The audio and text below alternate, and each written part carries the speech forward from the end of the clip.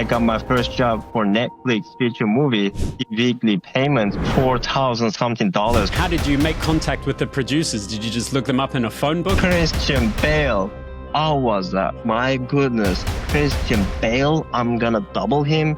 And then you didn't even tell me that? Who's ever listening to you and wants to follow in your footsteps, what's the very first move they should make trying to head to LA? Okay, back then in Turkey, we didn't have any action market. And we thought, okay, why not? We are just leading. Is there a standard rate for a beginner? And then is there a rate that would be given? I even saw like 20 grand, 25 grand contract per week for stunt coordinator. And every time I got $500.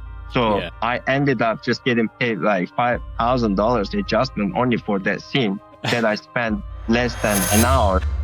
Hello, everyone. Welcome to Movie Martial Arts, the podcast, where we interview some of the world's best action film industry performers and filmmakers on the planet. Today, we're joined by Fatih with over 2 decades of industry experience as a stuntman, action actor, coordinator, rigger, and real-life soldier who served in both Turkey and the United States Navy. A real-world James Bond, in my opinion. And he's even worked on the James Bond film Skyfall. So Fatih has broken out from Turkey. He's now competing in the LA market, going on to coordinate stunts for Marvel TV and projects around the world. He brings powerful insights for anyone looking to level up their action or film career, especially those aiming to make the leap into Hollywood just like he did. Fatih, it is an absolute honor to have you on the podcast today. Welcome, sir. Thank you very much, Troy. What an entrance you just made and what an introduction. Thank you.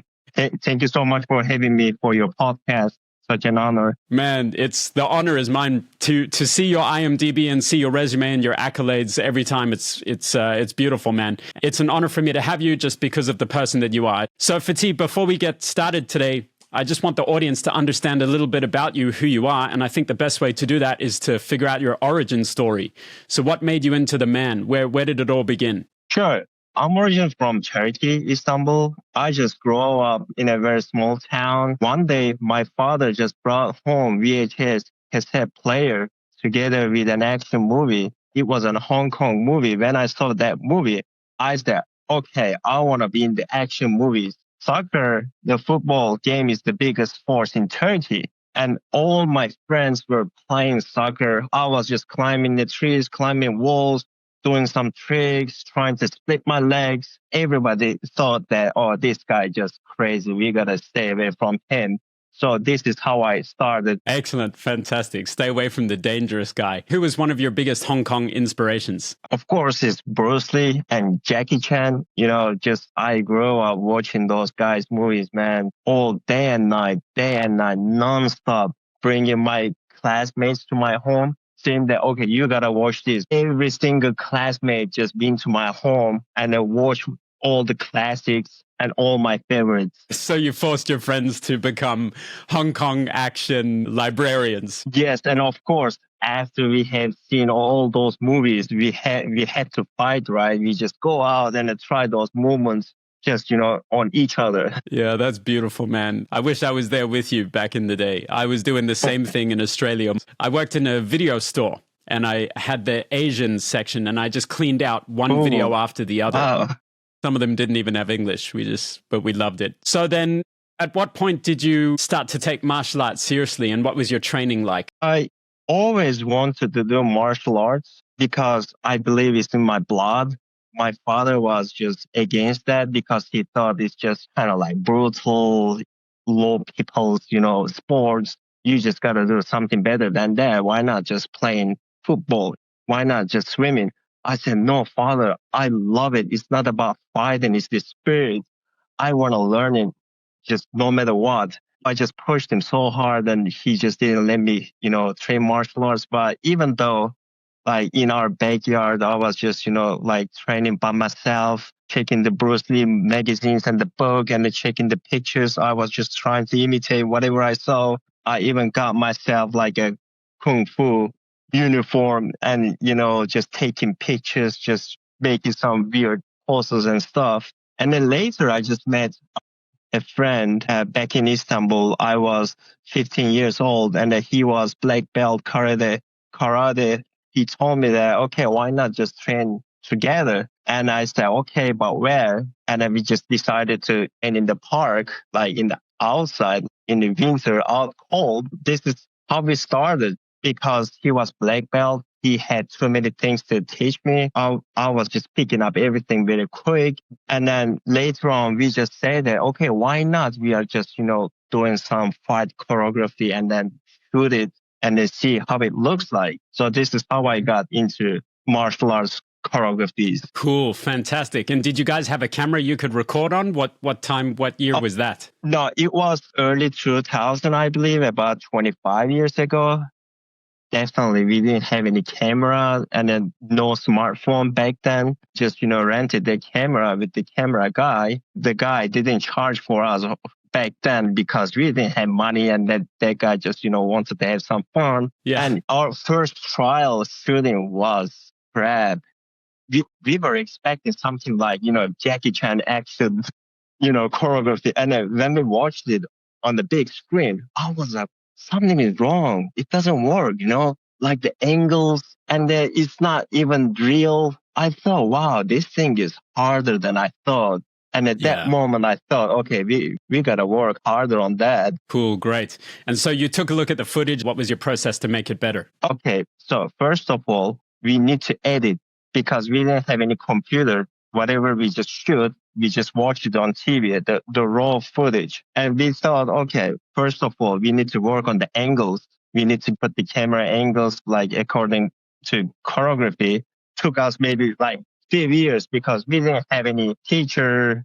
Just, figure out all ourselves. Yeah, wow, man, that sounds tough. Loving it and it being a passion and you working with your black belt friend, how did that turn into a profession? How did you start putting money in the bank from it? Okay, back then in Turkey, we didn't have any action market and we thought, okay, why not? We are just leading that the fights were like super bad, like just far, far behind of any countries in the world. And once we got like certain point and we watched it, okay, this doesn't look too bad. Just, make our first demo disc, took it to producers. So this is how we started, like when I was in high school. You were in high school. So the question I have then is, how did you make contact with the producers? Did you just look them up in a phone book? How did you find them? Okay, it was real challenging job. As a high school student, you have no connections, no networking. We were just checking internet, getting the company's names. And back then, like not every company had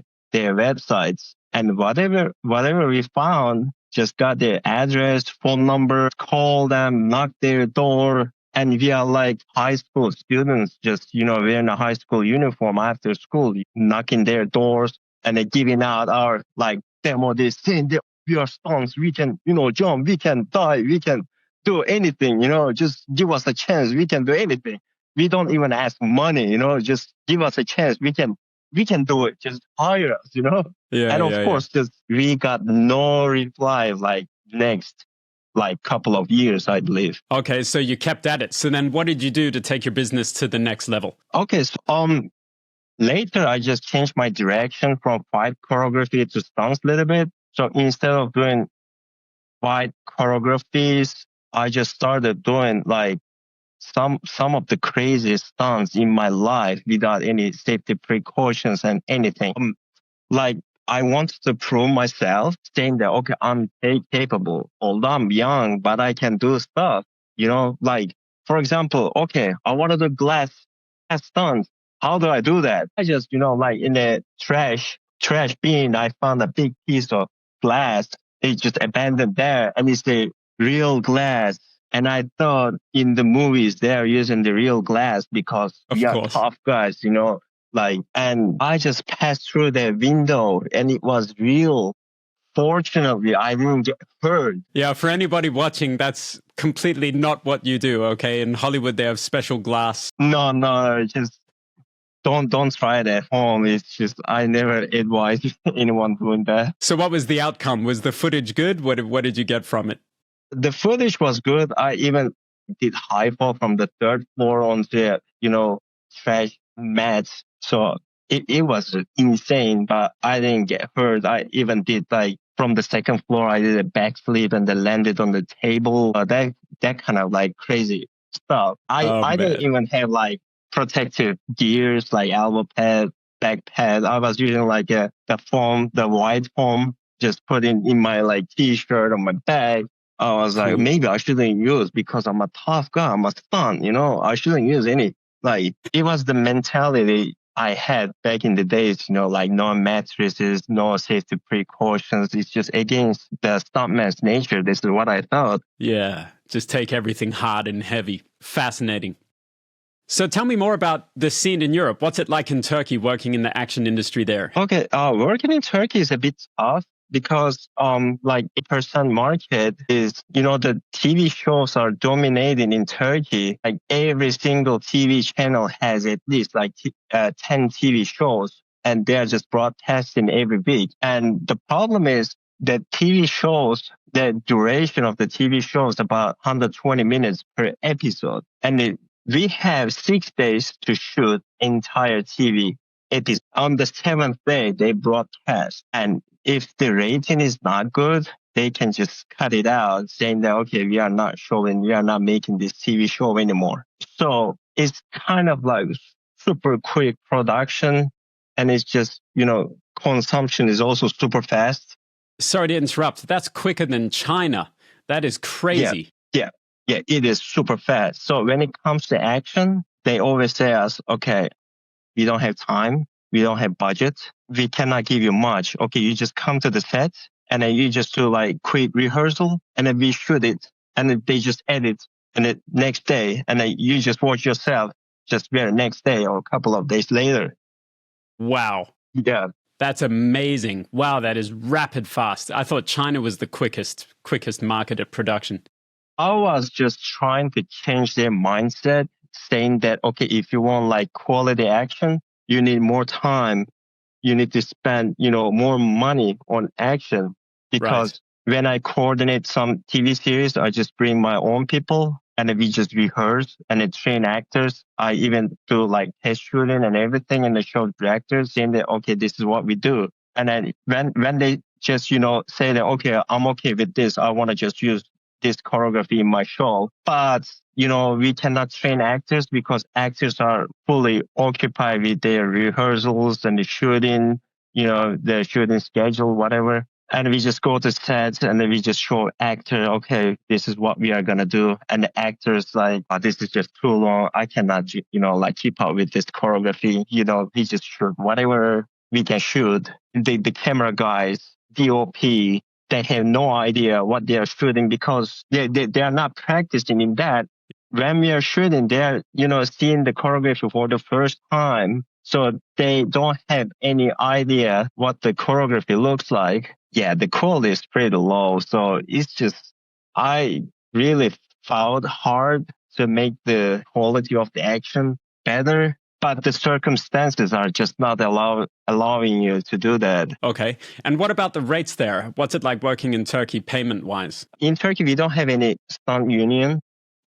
And so this is the biggest handicap in Turkish market, I believe, because whoever says that I'm an action director, I'm a stunt coordinator, I charge this much, I can, cut my price like this. So there is a big competition in the market.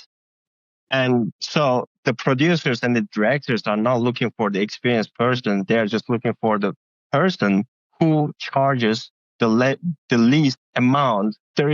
For me, there is no competition because I believe I have an experience and I charge higher than others, but the producers go another direction because others are cheaper. So what was your reason to leave Turkey then and head to LA? There must have been something within your market that you weren't really happy with and you figured it's better for me in LA. So I used to work in Turkey a lot. Like whoever in the industry, they know me because I've been in the action business in Turkey like very long time. So I have a reputation and experience. And even though I have an experience and reputation, but it just didn't work out in Turkey because like newcomers, they just come into market and the next day they could get my job because they are cheaper. Yeah. Not because, they're like capable. So I thought, okay, I'm done with this market. It's not getting healthier.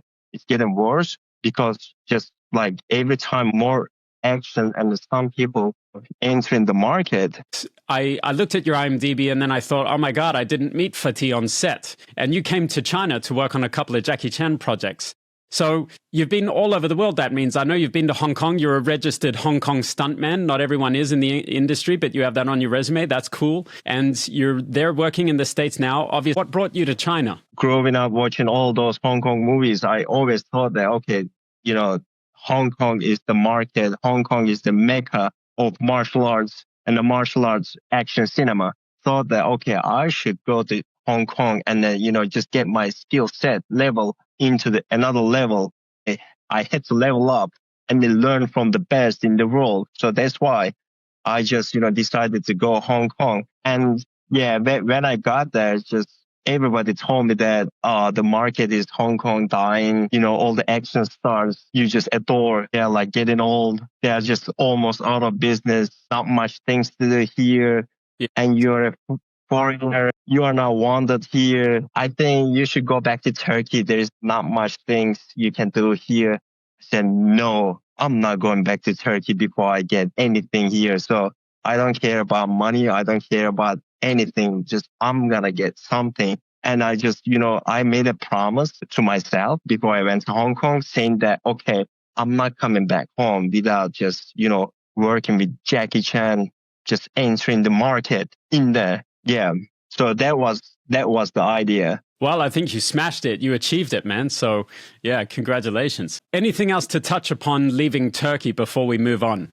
Yeah, I mean, when I started in Turkey, the action market was nearly zero, but now the market really grown and Turkish shows are shown like in several countries. But, they are usually historical and the politic movies, but they're not just emphasizing on action. I'm not saying that, okay, everything has to be in action, but when it comes to action, they just want to make it like cheaper, quicker. I even work some international projects in Turkey. So when they come to Turkey, they always think about, okay, Turkey is cheap, so we shouldn't pay the Turkish stunt guys in the international price. Even though I'm in the union in UK, I'm a SAG member, even though I have all these, memberships and still they don't care. So they try to just, pay you less. So even if you're SAG over there, if you're a Turkey national, they'll still try to pay you the standard Turkey rate, yeah? Yes, so that's the reason why they just go to Turkey, because they think, Turkey is cheap, so we shouldn't pay the full amount to the Turkish crew. Yes, it's the same here in China. If a big production comes here, they will try to pay, even the foreigners like myself, they will try to pay us the local market standard. I understand what local rates are like. I even have a story about it. Just before I had moved to Los Angeles, I just got a call from a movie. It's a Guy Ritchie movie, and then Jason Statham was the lead actor. And then they told me that, okay, they're looking for local stunt coordinator. And I said, okay, I can do that. I'm about to move to Los Angeles, but I can just, postpone it a little bit. I can finish the project. I can move to LA afterwards. And then they just offer me a weekly price. The weekly price just meets with the Turkish standard. Okay, I get that. But I told them that, okay, I'm a member of a union in UK, and then your movie's union production. And I think you should give me, the base pay of what your union requires. Yeah, they should. And they just disappear. And I heard that they just hired someone else and they even offered him half of the price what they offered me. Wow, crazy. Was that another guy from Turkey then? Yeah, that's another guy from Turkey. And this is the fact in Turkey. And then the other coordinator was so happy with the payment he got. Yeah. Wow. Yeah. Well, you're shooting yourself in the foot, right? When you lower the standard of the market. It happens here in China all the time. Other people are lowering the price. Everyone is getting upset about it. At the end of the day, you can't do anything about it. And I suppose that's why you're now in LA, right? That's why you transitioned to the best market in the world. Absolutely. Yeah, cool. Fantastic. All right. So let's change the pace. Let's switch it up a little bit. Tell me your most powerful memory to date working in the industry. Most powerful moment I could say that when I was in Hong Kong, I thought that, okay, there is nothing for me here. The market is dead. And like, I was just trying to get more connection and the networking. The answer was same thing, saying that, okay, why would I hire you? You can't speak Chinese. You are a foreigner. And then we need to pay you more than the local guys. I was saying that, okay, hey, look, I don't need money. I don't want anything. I just want to, learn. Just give me a chance, get the experience from the best. And then they say, hey, we will let you know, whatever. And just everything was like upside down. One day I was like, maybe I should go back to Turkey. I think a couple of days later, I booked a flight ticket back to Turkey and I got a phone call from a stunt coordinator called Bruce Law in Hong Kong. And it's saying that, are you still in Hong Kong? I said, yeah, I'm still here. And he said, where are you located? I said, I'm located here. He said, okay, I'll be there in 30 minutes. When I met with him for the first time, he was just, keep checking like my height, my looking. He was like, how tall are you? I said, 180. And he just said, okay, I got a job for you. I was like, are you serious? And he said, we are shooting a movie in mainland China. And there's a Hollywood actor. I want you to stunt double him. I was like, okay, are you serious? He said, yes, I'm serious. And then I asked him, who is the actor? And he said, I don't know. He's someone famous celebrity from Hollywood. I was like, must be someone like crap. He doesn't even know his name. You know who is the actor? Christian Bale. Yeah, Was wow. my goodness, Christian Bale, I'm gonna double him. And then you didn't even tell me that. And it was my first job in Hong Kong, in China. And Wonderful. I was about to go back to Turkey. And I just got this job in the last minute. Fantastic.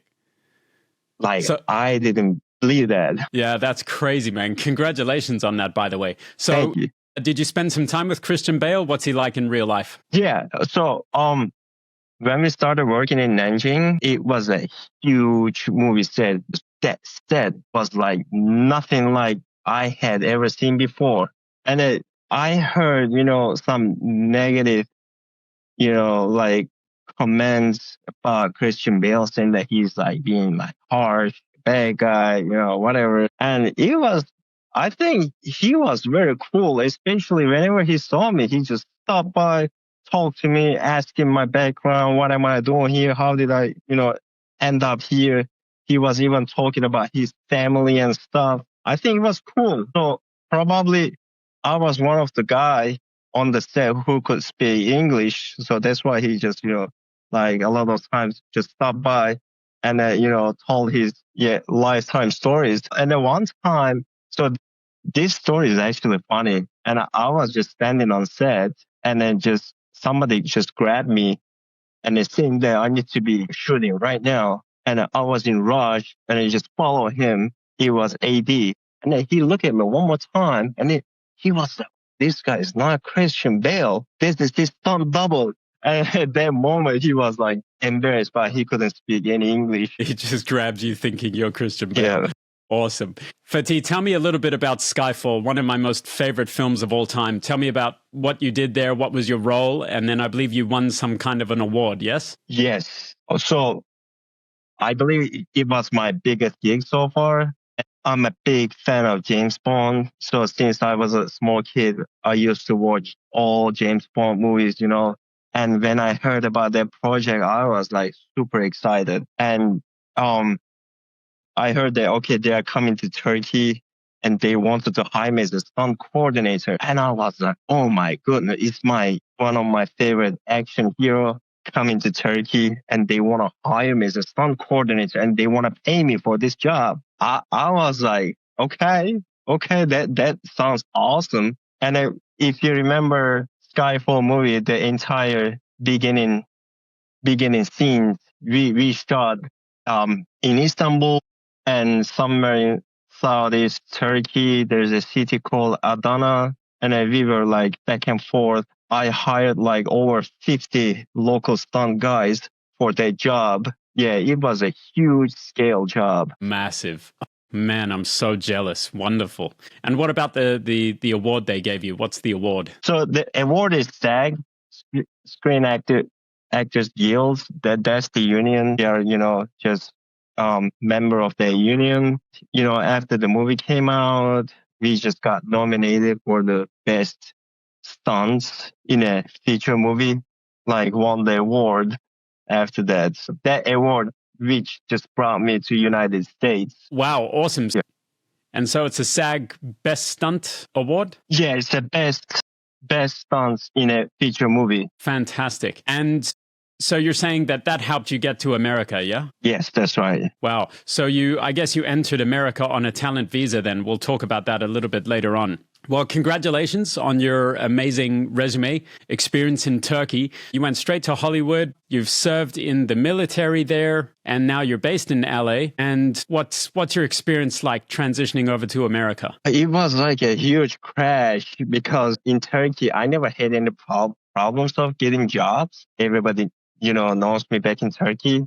I didn't even need like networking. Just my phone rings and saying that, okay, we got a job tomorrow, we got a job next week. So like, but when I moved to America, okay, I just started from zero. Like I didn't know anybody. And then I was like, oh my goodness. So I need to just build up everything from scratch. Took a while and longer processing than I thought. So what's that like? Is that difficult starting from scratch when you head to LA? It was definitely hard because even though I have an experience here, everybody just took me as like newcomer. So they don't care about your past experiences, whatever you have done in the past.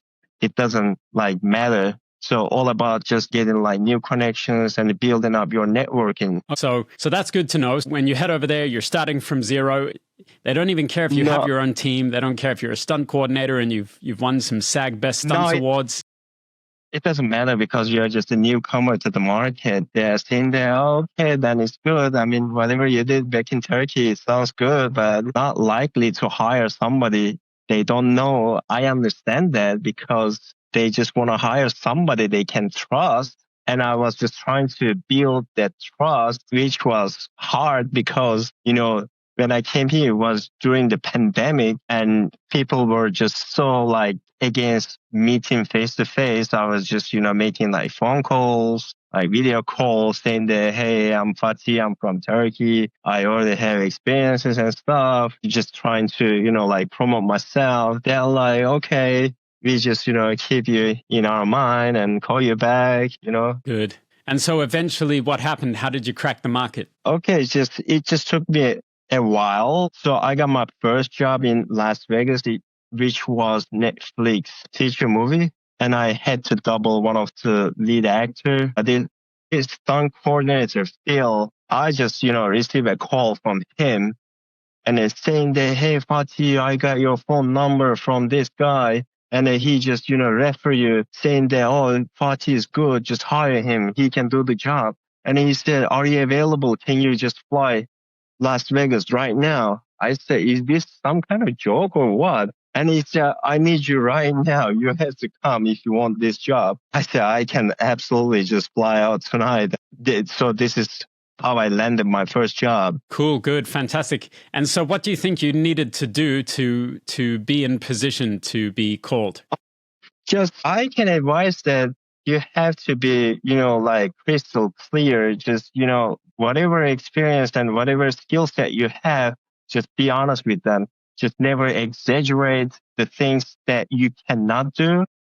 And then don't try to oversell yourself. For example, if you can't drive a car, just don't say that, oh, I can't even drive a car. If you can't do a high fall, don't say that I can do a high fall. Just be a crystal clear and just put your limitations saying that, okay, if you are good at fighting, say that, okay, I'm, good at fighting, and then just be honest, like with your skill set. Mm-hmm. Yeah. I think that's one way to quickly end your career. To get a bad reputation saying that you can do something and then not being able to deliver when you get to set, yeah? That's right. Yeah, that'll give you a bad reputation. So you've worked in multiple countries, including breaking into LA now. You're getting some good, consistent work. I think things have eased up since the pandemic. Who's ever listening to you and wants to follow in your footsteps, what's the very first move they should make trying to head to LA? Okay, so first thing is first. just before you came here, just do your research. Just don't think that, okay, I'm coming to Hollywood and, that the biggest market in the world and that must be a place for me. Yeah, it could be true. But what I can advise, just do your research. So it's highly competitive.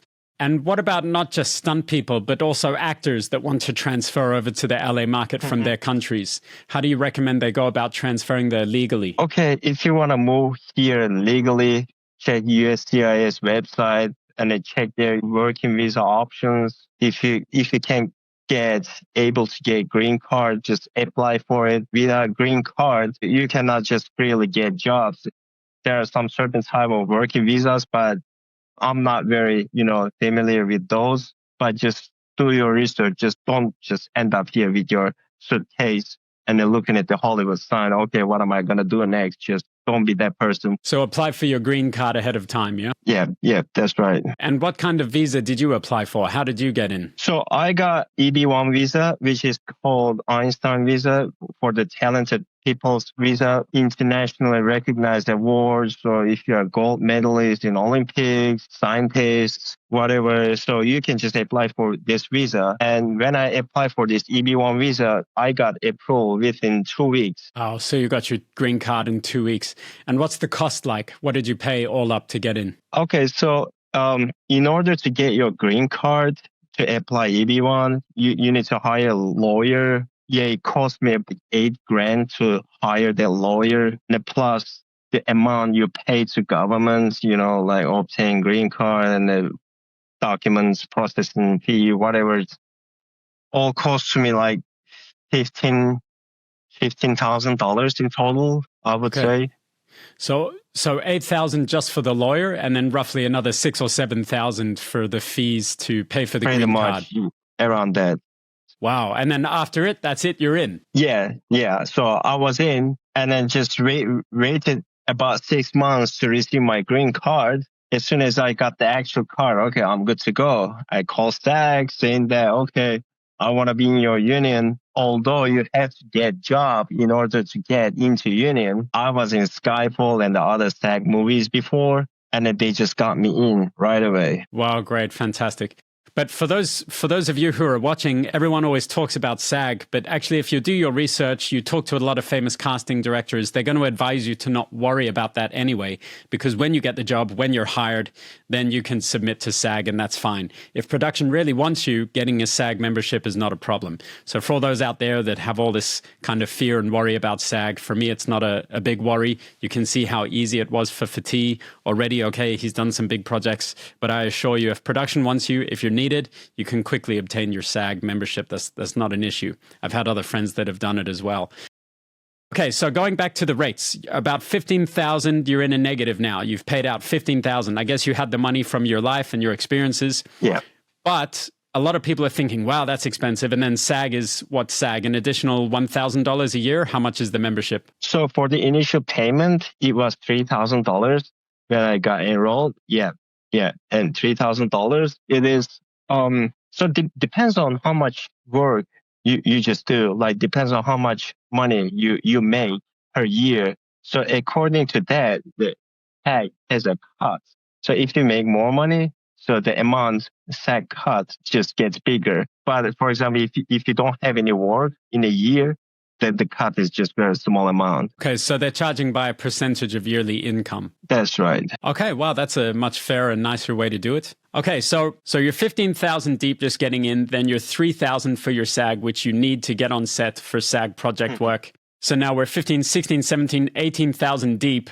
But then let's talk a little bit about rates. So if you're 18,000 negative, what's a day rate? What's a week rate? What's a project rate? Is it worth it? Right now is daily basis payment for SAG, $1,246. And when I got my first job, it was about $1,100. And when I got my first job for Netflix feature movie, it was weekly payment, which was $4,000 something back then. But this is just the base salary. And top of that, you get adjustment, stunt adjustment, whatever you do, like extra in front of camera, you just get adjustment. And then plus you get overtime, and then plus you get per diem, like meal penalty.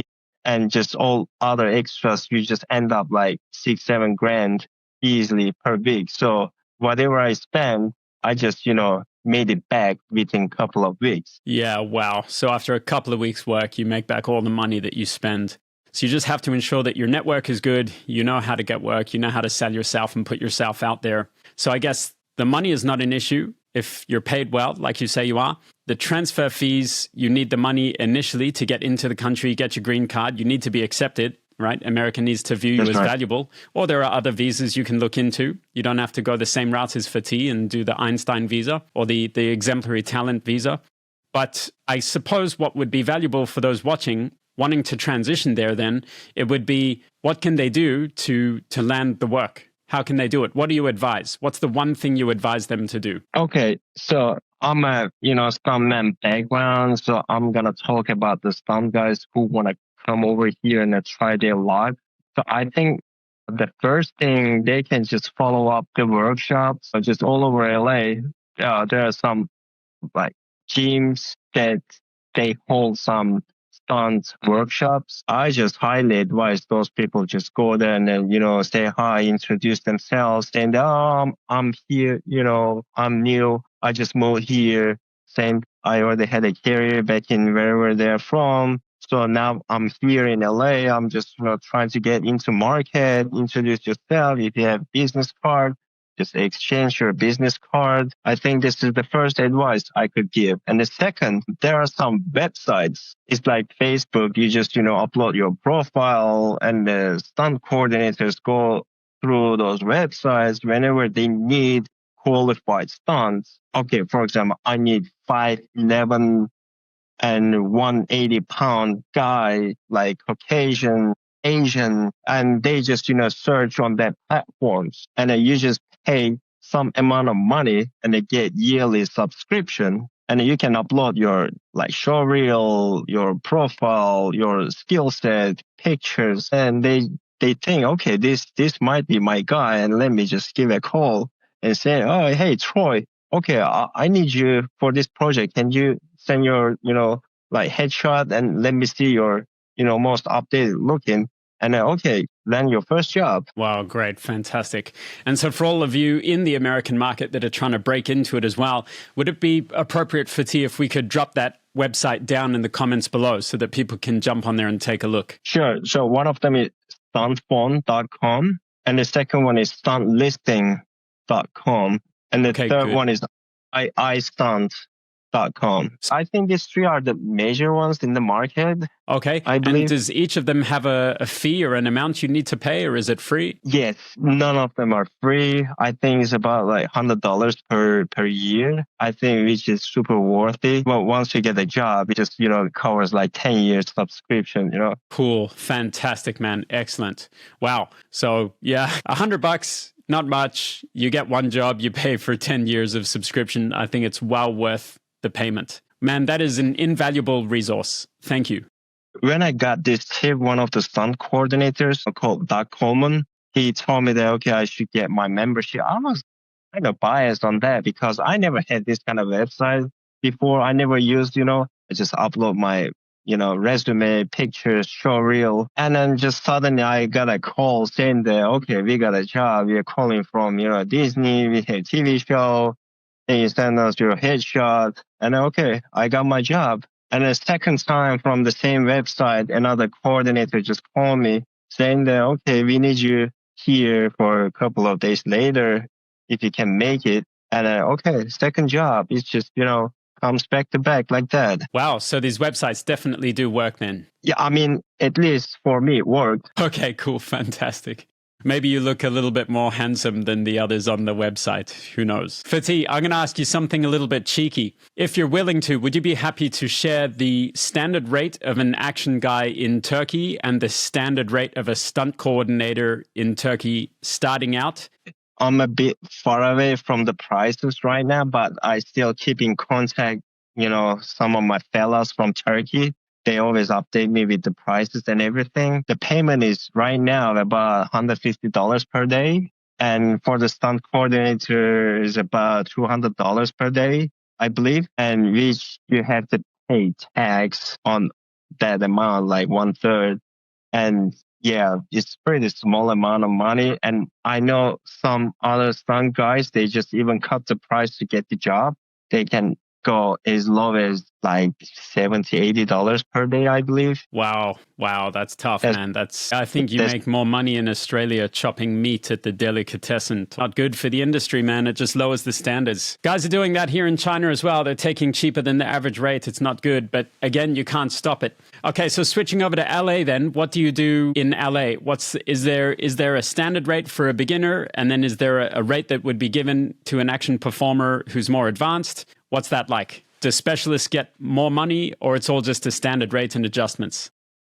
all right. So as long as you're in the union and there's a like base pay for everyone, even if you are like 20 years experience or 1 year experience, you just get the same amount of money. This is the base payment. Right now is $1,246. You get adjustment if you are just doing overtime. You just, get on top of that.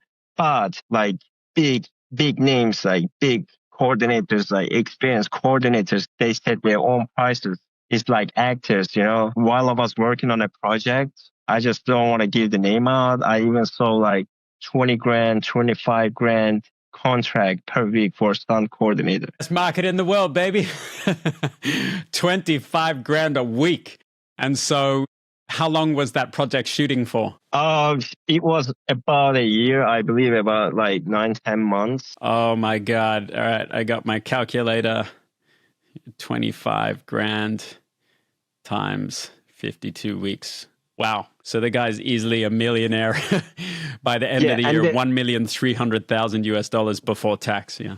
The other thing is the pain is not enough, because if those guys just working on other project, they cannot just, quit the project and then come to yours, So you got to just schedule in advance and then book those guys in advance, because they are like fully booked. Even if you wish to pay, okay, you may not be able to just land them in your project. Yeah, wow. Fantastic, man. It's such a fair industry, isn't it? The union is just fantastic. I love it, man. No wonder why you're in America, bro. All the best go to America. More power to you. I'm so happy for you that you did your hard yards in Turkey. You won your SAG award there, worked on Skyfall, and now you're over there in America. And you told me you worked on a Marvel TV series. Do you want to quickly touch on that? Yeah, it is called Wonder Man. I believe still in just post-production, because it was a while ago. It's a Marvel stuff, kind of like sci-fi, fantastic, and we just had to do like some crazy rigging. I'm really looking for, just watching all those on a big screen. And you told me a story that one time you went location scouting and they even paid you for that. What's that about? Yes, actually, I didn't know that they paid for the location scouting, because I used to go a lot of location scoutings, like, wherever you can imagine. And you cannot even just mention that. Am I going to get paid?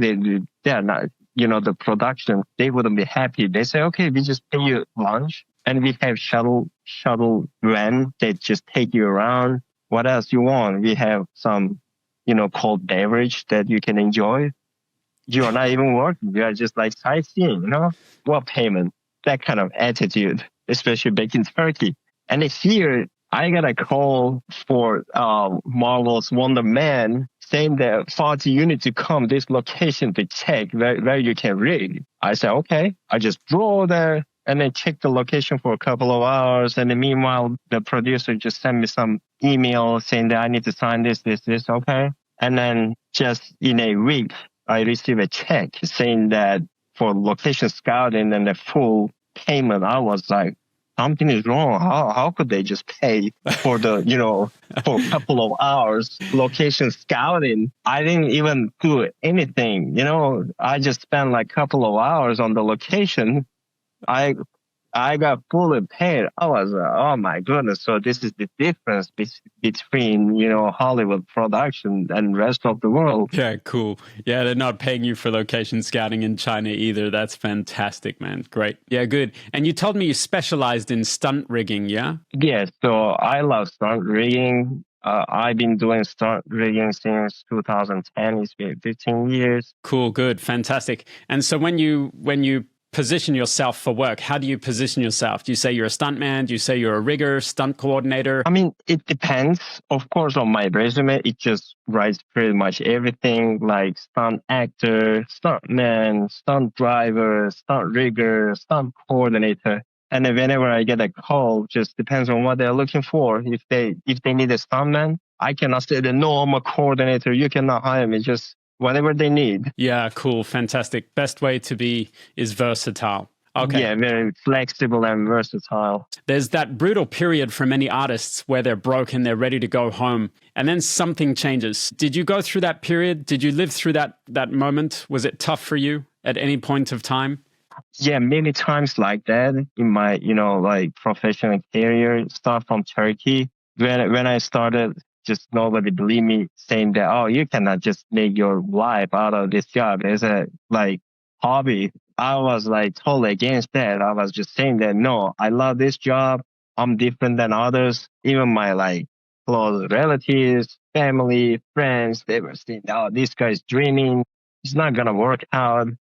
This is Turkey. The things are different here. He's just, living in his own thoughts and the dream. And I just proved that they're wrong. And it's just, but before that, even like sometimes I thought that like nothing is working out. Nobody's hiring me in Turkey. There is no action market. What do I do? Do I need to change my job? Do I need to look for something else? But, just when your time comes, it comes. Nobody can stop it. Mm-hmm.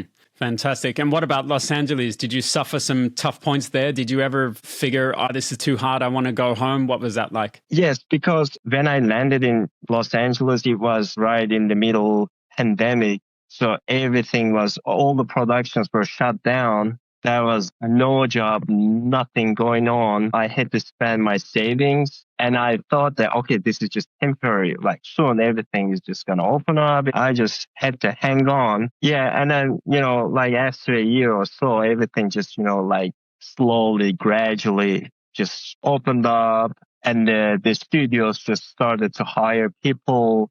And I was just trying to get myself into any kind of project, and just it didn't happen quick. And I was kind of frustrated. I was comparing my life in Turkey and Los Angeles. And in Turkey, I never had to chase after the jobs. The jobs, chased after me. Big frustration. I was like, I didn't want to stay there, but why did I come to LA? It is hard and the expenses are high, spending more money, and there is no income. And if I do like different job, and the people back in Turkey, they would think that, oh, this guy is a big coordinator, and look, what is he doing right now in LA? He's such a failure. I was just, keep thinking about all these negative things. But I knew that, okay, just if I hang on, like be positive, stand on your own feet, and, it's just gonna come eventually. Man, you did great. So how long was that period, do you think? How long did it take for you to start winning work? I nearly spent like 6 months to get my green card after I get approval. So during that period, I did nothing, just like training, networking, just trying to meet with people. And after my green card arrived, I said, okay, green card is here. Then what?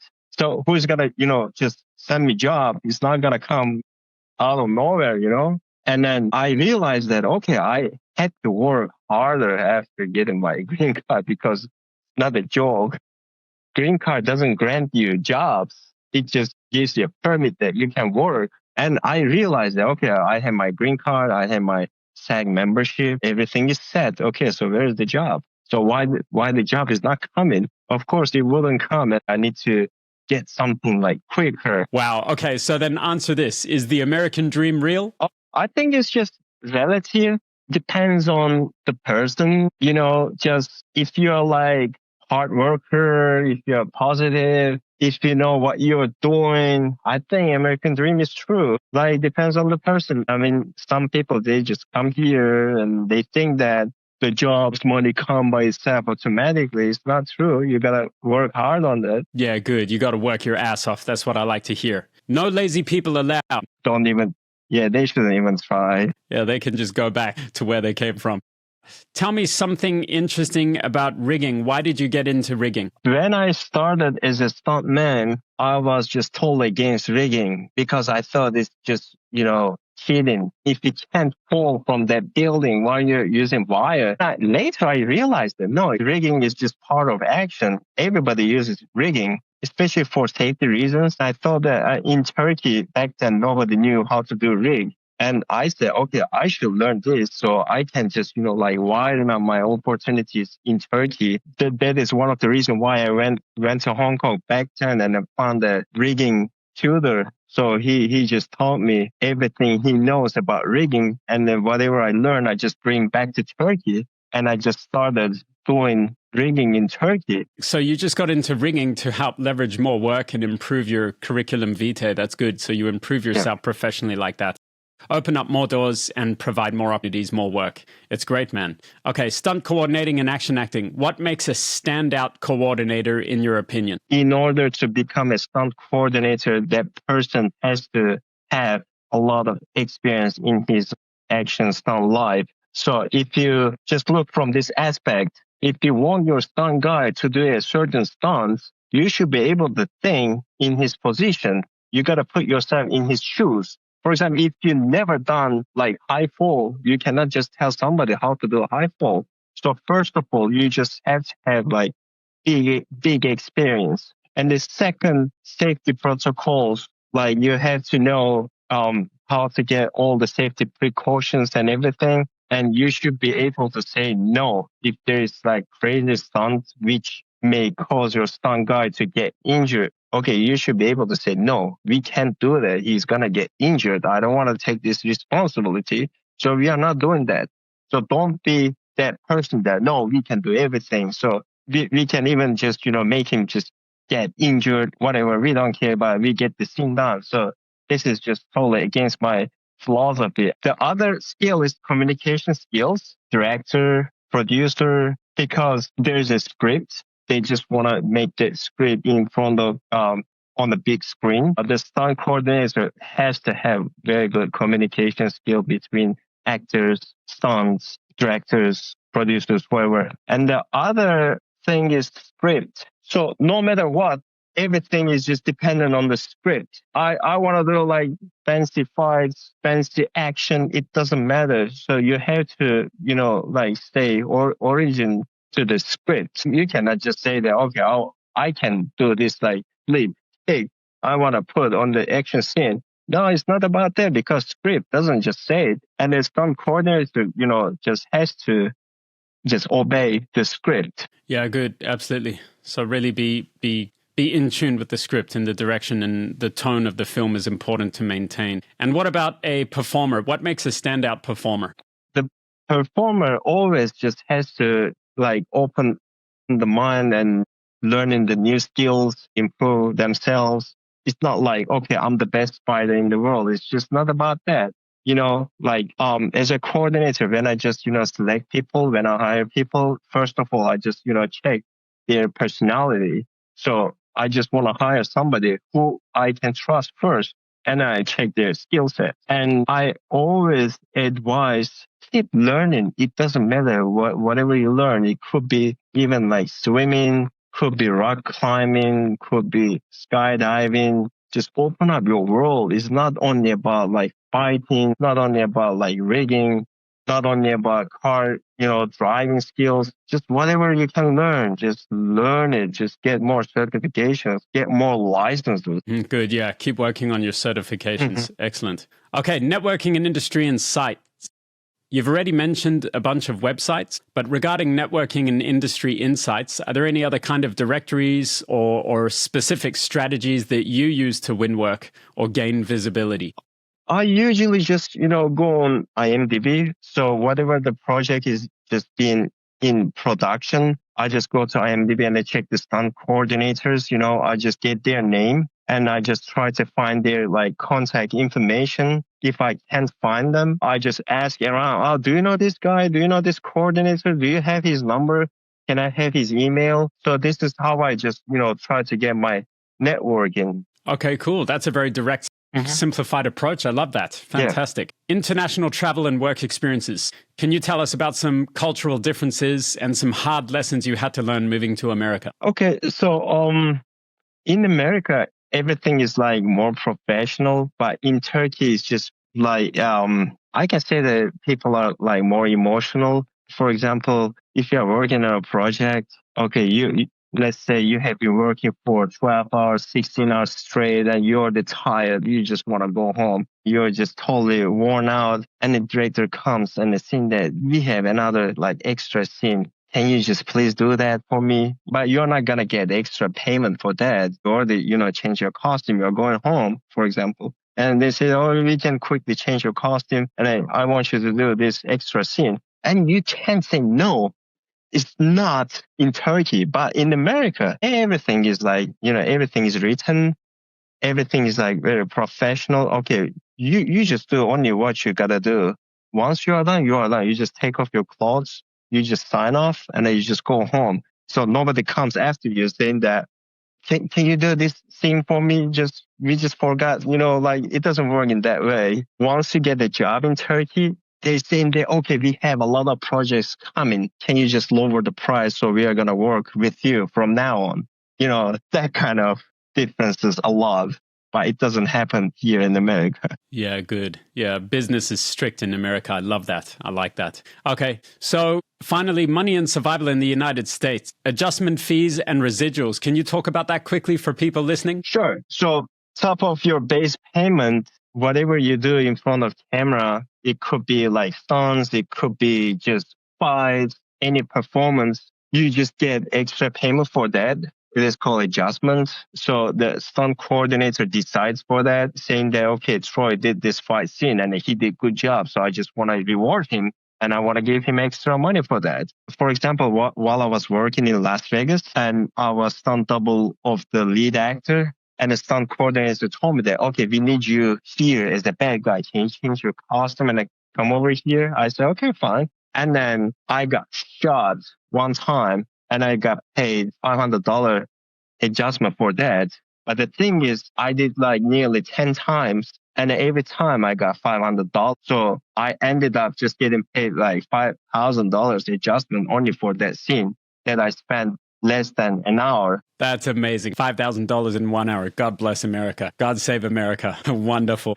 I'm so happy for you. Look at my face. This is the face of happiness. They could make an emoji out of this. I can see that.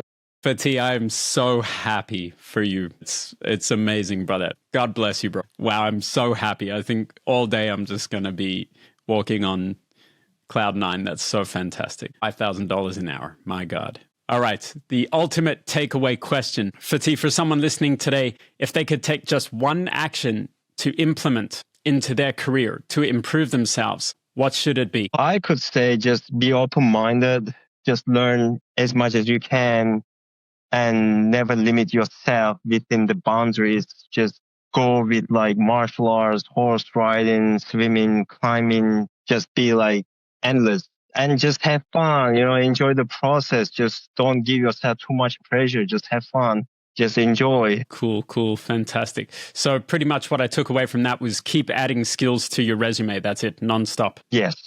So because just life is a long road and don't just, limit yourself, just learning very limited skills. Just keep learning. Fantastic. What is the number one memory from your journey so far? I don't know if it's the biggest moment that I have ever had, but I just want to share with everybody this. One of the Jackie Chan interview, he mentioned that he fought against Bruce Lee, and then Bruce Lee into the Dragon movie, and then Bruce Lee just hit him with a stick, and then Jackie got hurt, and then Bruce Lee just, after they cut, he just came to Jackie and saying that, oh, Jackie, you okay? Are you all right? Did I hit you hard? And then Jackie didn't feel that much, hurt, but he was just even acting and then pretending that he got real hurt because Bruce Lee, his idol, just, came to him and he was just trying to comfort him. And it just pretty much same thing happened to me. While I was working in Kung Fu Yoga, I was in front of Jackie and I had to do backflip and then land on my belly. There was a wire on the actress and then somehow we just get tangled and I fell on my neck and then Jackie came to me And then he just hugged me. Are you okay? Are you fine? I was totally fine, but I just exaggerated a little bit.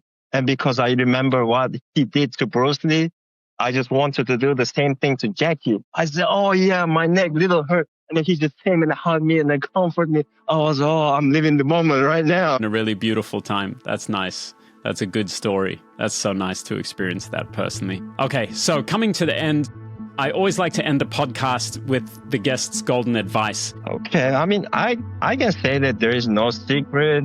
There's no like golden word. Life is not too long. Just enjoy. Even if you can't get a job, it's not the end of the world. Just have fun and stay safe. Just don't do crazy things that may end up your life or just get injured. Just don't do that. What would constitute as something that is crazy? Because you're a stuntman winning awards, so I think you do crazy stuff all the time. So what's crazy to you? Yes, I mean, yeah, like my bar is super high. Like it's not easy to impress me, but just stay safe. Don't get hurt. Don't get hurt. Fantastic. Thank you, Fatih, so much. Guys, for everyone listening inside our community, the Movie Martial Arts online course and platform, we have a special section where Fatih himself will share with our premium students his industry secrets, which for obvious reasons, we're not going to give away to the public, tips and blueprints that are reserved only for our private community. There you will also have direct access and the ability to reach out through Movie Martial Arts as a student to Fatih, which is an invaluable resource, and we are very thankful for that, Fatih. We call this section of our platform the Hollywood Vault, and every guest on the podcast is given the opportunity to partake in this. Not everyone does or chooses to, so please drop a comment thanking him for everything that he's done. It's very brave to do so, and I'm sure Fatih will continue doing a lot for all of us, because when he pushes the industry forward, it pushes the industry forward for all actors, action professionals, filmmakers, and everyone that loves film. For listeners who want to follow, where should we reach out to you? So they can reach me out on my email, stuntmax@gmail.com. Also Instagram, I use Fatih Action. That's stuntmax@gmail.com, and Instagram, Fatih Action, which is FATIHACTION, correct? That's correct. Beautiful. Fatih, this conversation has been enlightening for myself. I've enjoyed getting to know you again and again. Every time we touch base, I just feel like I learn more about you. It feels like I'm meeting a whole new person, even though we've been in touch for quite some time. It's always beautiful to talk to you, man. So yeah, thanks for giving me an enlightening conversation. Yeah, thank you so much for having me. Until next time. Yeah. The honor is mine, brother. Master Fatih, we're going to be following your career as it unfolds. So we'll catch you in the next one. Thank you, sir. Thank you.